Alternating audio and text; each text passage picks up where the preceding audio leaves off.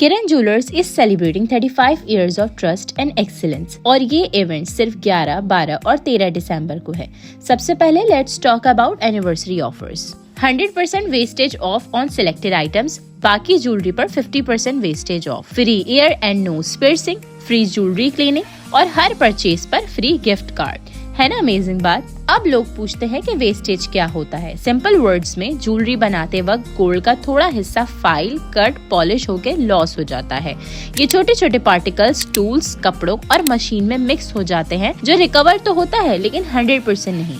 But anniversary पे किरण jewellers is giving 0 wastage, मतलब हर gold पर सिर्फ एक्चुअल वेट का पैसा देना होगा, नो एक्स्ट्रा चार्जेस, ज्यादा सेविंग, कम price and best time to buy gold. So don't miss it. 11, 12 और 13 दिसंबर, biggest offer of the year. Visit Kiran jewellers and enjoy anniversary celebration.